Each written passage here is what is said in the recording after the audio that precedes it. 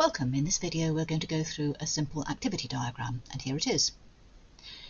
Your first thought looking at it may be that these rounded corner rectangles look pretty much like states, and indeed they do, but actually in an activity diagram they are activities.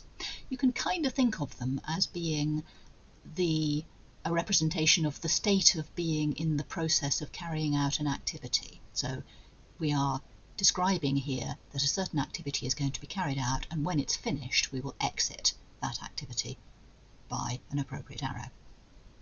So activity diagrams are a bit like flowcharts, which you may have seen elsewhere, and they serve similar purposes.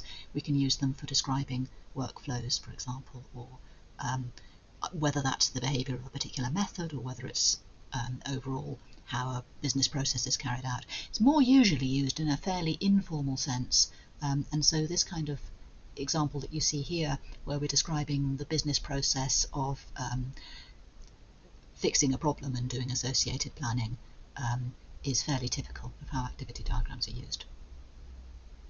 Okay, so what is there to say about this? Let's just read it through. So we start here with the activity of registering a problem.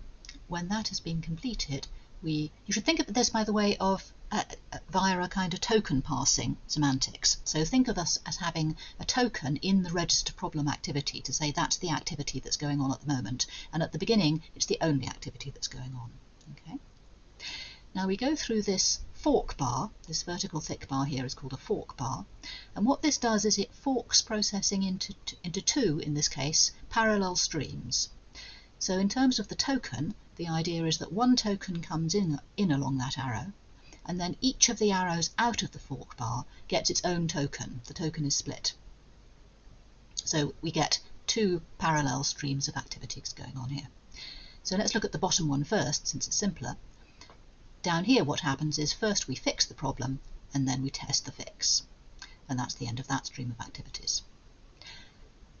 The top stream is slightly more complicated because here we have this diamond, which is a decision node, and this is just a choice point, as you might have seen them in flow diagrams. But note the notation: we don't put a test inside the diamond, as you might have seen elsewhere. The diamond just is what it is, and then we have conditions in square brackets on the arrows that come out of the decision node.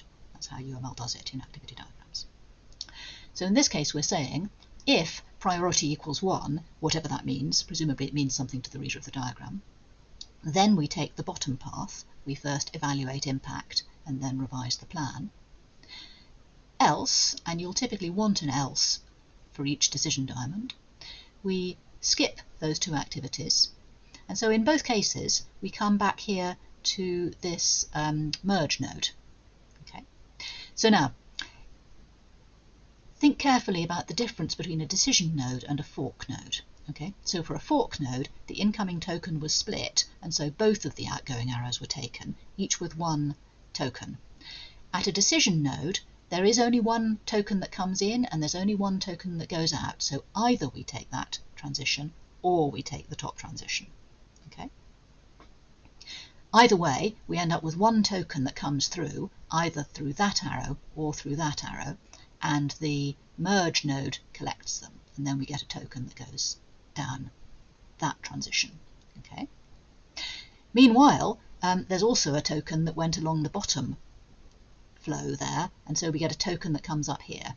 Now this, it looks just like a fork node, but actually it's a join node, because this one's got multiple arrows coming in and only one going out, and this collects the tokens from the different paths that we had. So this can only be passed once it has a token that comes in on both of its arrows, and once that happens it passes just one token out through its sole outgoing arrow, and then we do this final release fix activity. Okay, now what else is there that I want to say about that?